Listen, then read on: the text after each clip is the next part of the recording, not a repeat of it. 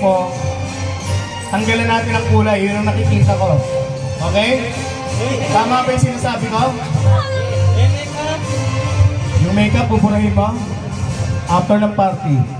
Okay, so naisip ko, ang nababasa ko sa'yo, gusto mong burahin yung kulay.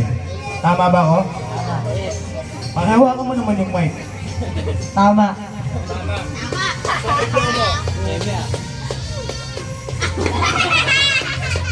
Blow!